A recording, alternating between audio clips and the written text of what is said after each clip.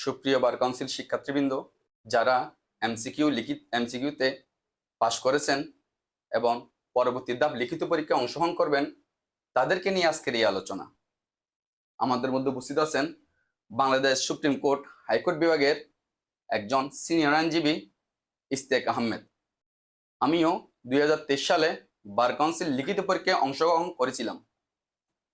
Bar council পরীক্ষা অন্যান্য সরকারি পরীক্ষার থেকে একটু টেকনিক্যাল। কিছু টেকনিক অবলম্বন করলে আপনিও লিখিত পরীক্ষায় পাশ করবেন। ধরুন, প্রশ্ন আসতে পারে যে কোন শহর ডাকাতির শাস্তি কত ধারায় আছে। আপনি লিখলেন যে ডাকাতি কাকে বলে, ডাকাতি করতে গেলে কতজন লোক প্রয়োজন হয়, পরবর্তী গিয়ে লিখলেন কোন শহর ডাকাতির শাস্তি এত ধারায় আছে। এটা হওয়া যাবে না। প্রশ্ন যাহা চেয়েছে তাহাই আপনি উত্তর দিবেন, বাড়তি কিছু লেখার আমাদের প্রয়োজন নেই। আমরা আজকে বিজ্ঞ আইনজীবী ইশতিয়াক আহমদ থেকে আমরা বার কাউন্সিল লিখিত পরীক্ষার অভিজ্ঞতা সম্পর্কে আমরা একটু জানবো, একটু আলোচনা করব। আসসালামু আলাইকুম, আশা করি সবাই ভালো আছেন। যারা এবার বার কাউন্সিল এমসিকিউ পরীক্ষায় উত্তীর্ণ হয়েছেন সবাইকে অনেক অভিনন্দন, কারণ এটা একটা যুদ্ধ। প্রায় 50,000 পরীক্ষার্থী অংশগ্রহণ করে, এর মধ্যে 13,000 প্লাস উত্তীর্ণ হয়। সবাইকে অভিনন্দন। এখন প্রথম ধাপ শেষ, দ্বিতীয় ধাপ হচ্ছে রিটেন এক্সাম। রিটেন এক্সামটা অনেকটা কঠিন, কারণ এবার পরীক্ষার তো বেশিরভাগ দেখা যায় বার কাউন্সিলে প্রত্যেক বছর পাশ করাই হচ্ছে 5 থেকে 6,000। তো আপনারা এবার ইতিমধ্যে 13,000 প্লাস এমসিকিউ উত্তীর্ণ, আর গতবারেরও কিছু রিটেন পরীক্ষার্থী রয়ে গেছে, সর্বমোট মিলে প্রায় 17-18,000 হবে। তো পরীক্ষার প্রশ্নগুলো আসলে আমি 2014 সালে এনরোলড হই, কিন্তু আমরা যেবার রিটার্ন পরীক্ষা অংশগ্রহণ করি, এর আগে আমাদের সময়টা হয়েছে, আমরা যখন পরীক্ষায় অংশগ্রহণ করতে যাই, একটু প্রথমে বলে রাখছি যে আমরা যখন অংশগ্রহণ করতে যাই তখন আপনার প্রশ্ন দেওয়ার কথা ছিল 3টা থেকে 1টা। এর আগের বছরও 3টা থেকে 1টা ছিল, সর্বশেষ যেটা ছিল 13 সালে যারা এনরোল হয়েছেন তাদের সময়। তা আমাদের সময় আমরা ওভাবেই প্রস্তুতি ছিল যে 3টা থেকে 1টা আসবে, কিন্তু আমরা যখন পরীক্ষা দিতে গিয়েছি তখন দেখা গেল 2টা থেকে 1টা লেখার অপশন দিয়েছে। এই পরবর্তী প্রশ্নগুলো 2টা থেকে 1টাই লেখার অপশন দিয়ে থাকে।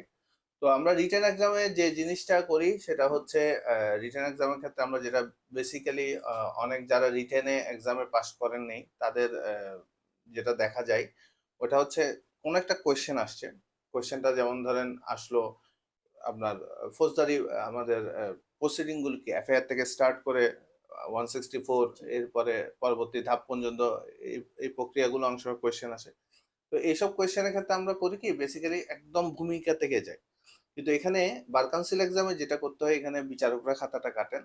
তো এক্ষেত্রে দেখা যায় আপনার যেটা করতে হবে মূলত, যে কোয়েশ্চেনটা করেছে আপনাকে, যে কোয়েশ্চেনটা আপনার থেকে জানতে চাচ্ছে, ওইটার বেসিক একটা উত্তর আপনাকে প্রাথমিকভাবে ওখানে প্রথমে লেখার সময় দিয়ে দিতে হবে। এরপর আপনি খাতায় মানে যেভাবে বর্ণনা দেওয়া দরকার দেন, এটা আপনি 3 পৃষ্ঠা লিখেন, 4 পৃষ্ঠা লিখেন। অনেকের চিন্তা ভাবনা থাকে অনেকগুলো লুজ পেজ নিতে হবে, আসলে বিষয়টা এই ধরনের না।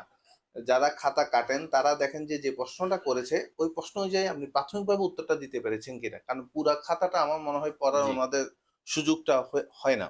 জি। তো আরেকটা বিষয় হচ্ছে, অনেক সময় কোয়েশ্চেনে দেখা যায় দরখাস্ত আসে, বিভিন্ন দরখাস্ত। যারা রেগুলার শিক্ষানবিশ হিসেবে প্র্যাকটিস করেন তাদের জন্য এটা অনেকটা সহজসাধ্য বিষয়। আমার যারা অ্যাসোসিয়েট ছিল গত বছর, যে আমার অ্যাসোসিয়েট একজন পরীক্ষা দিয়েছে, তো সে আমাকে বলেছে, স্যার আমি চেম্বারে এত বেশি দরখাস্ত প্র্যাকটিস করেছি যে আমার এটা পড়েও যেতে হয়নি, প্রশ্ন আসছিল ওদের বেশি দরখাস্ত লাস্ট ইয়ারে। ও বলেছে এটা আমার জন্য খুব সহজসাধ্য বিষয় ছিল। তা আমরা ওই দরখাস্তর ক্ষেত্রে একটা ফরম্যাট ফলো করি, যে নতুন পৃষ্ঠা থেকে স্টার্ট করি এবং যে পৃষ্ঠায় শেষ হয় ওই পৃষ্ঠায় আর কোনো কিছু লেখার চেষ্টা করি না। আমরা এভাবে পরীক্ষা দিয়ে আসছি, তো আপনারা ওইভাবে ফলো করতে পারেন। আর খাতার স্টার্টিং এ দেখা যায় প্রথম দিয়ে ছোট একটা অংশ খালি থাকে। অনেকে করে কি, খালি অংশটা তে না লিখে, ওখানে লেখাই থাকে এখান থেকে লেখার জন্য, বাট অনেকে না লিখে পরের পৃষ্ঠা নতুন ভাবে শুরু করে। আসলে এটা ওভাবে করা উচিত না। আর প্রথমেই দরখাস্ত না লিখবেন, কারণ দরখাস্ত লিখতে হলে একটা প্রথম মানে পরিপূর্ণ পৃষ্ঠায় লিখলে ভালো আর কি, এটা ভালো দেখায়। তো যেহেতু প্রথমে একটা অর্ধেক পৃষ্ঠা আছে, তো আপনারা প্রশ্নের উত্তরগুলো দেওয়ার চেষ্টা করবেন। আর আপনারাই চুজ করে নেবেন, কোয়েশ্চেন যখন 2টা থেকে 1টা লেখার অপশন দেয় আপনারা আগে আপনি কোনটা বেস্ট পাচ্ছেন, আগে কোনটা সবচেয়ে ভালো জি পাচ্ছেন ওইটা আগে চুজ করে নেবেন। তারপরে আপনি ডিটারমাইন হয়ে এটা সুন্দরভাবে এটা লিখবেন। আর খাতা ভাঁজের একটা বিষয় আছে। আমরা এখানে কোডে বেশিরভাগ আমরা যারা বার ফর্ম বা বিভিন্ন দরখাস্ত ক্ষেত্রে খাতা ভাঁজ করি, ওই সিস্টেমে ভাঁজ করলে ভালো। হ্যাঁ? এলোমেলো না হওয়াটা ভালো আরকি। পরিষ্কার পরিচ্ছন্ন লেখা হলে ভালো। কাটাছিঁড়া হলেও সমস্যা নেই। কাটাছিঁড়া আর বানানের ক্ষেত্রে একটু সবাই আ খুব কেয়ারফুল জি থাকবেন। বানানটা হচ্ছে বানান ভুল হলে আসলে এটা দৃষ্টিকটু দেখায়। আর আপনি ইংলিশে দিবেন না বাংলায় দিবেন এটা আপনি আগে থেকে ডিসাইড করে যাবেন। ওই যেভাবেই দিবেন ওভাবে আপনি বানানের ক্ষেত্রে একটু খেয়াল রাখবেন। ইংলিশে পরীক্ষা দিলে আপনি ওই লেটারের ক্ষেত্রে খেয়াল রাখবেন কখন স্মল লেটার হবে, কখন ক্যাপিটাল হবে এই জিনিসগুলো একটু খেয়াল রাখবেন, কখন ফুল স্টপ হবে এই জিনিসগুলো একটু খেয়াল রাখবেন। আর বাংলার ক্ষেত্রে আমাদের বাংলা শব্দগুলো একটু কঠিন, ওকালতির বাংলা শব্দগুলো একটু কঠিন। তো ওই ক্ষেত্রে আপনি বানান যাতে ভুল না হয়। ওই বানান ভুল কিন্তু দৃষ্টিকটু দেখায়। ওইটা ওনারা খুব খারাপভাবে মার্কিং জি করে। যেহেতু ৫ মার্ক ৫০। জি তো সেক্ষেত্রে আপনারা সুন্দরভাবে ফুল আনসার করে এটা সম্পূর্ণ করার চেষ্টা করবেন। জি ইনশাআল্লাহ আপনারা উত্তীর্ণ হবেন আশা করি। জি ধন্যবাদ অ্যাডভোকেট ইশতিয়াক আহমেদকে। আমি একটা জিনিসই বলবো যে বার কাউন্সিল লিখিত পরীক্ষা বিচক্ষণ হতে হবে, টেকনিক্যাল হতে হবে। পরীক্ষা দিবেন ঠিক আছে, এমনও দেখেছি যে শুদ্ধভাবে সে ৫০ হতে ৬০ পৃষ্ঠা লিখে ফেললো, কিন্তু পরবর্তী দেখা গেলো সে ফেল করেছে। কেন ফেল করেছে? প্রথমে আমি এটাই বললাম যে যাহা চেয়েছে তাহাই আনসার দিবেন, বাড়তি কিছু লেখার দরকার নেই। সবার জন্য শুভকামনা রইল।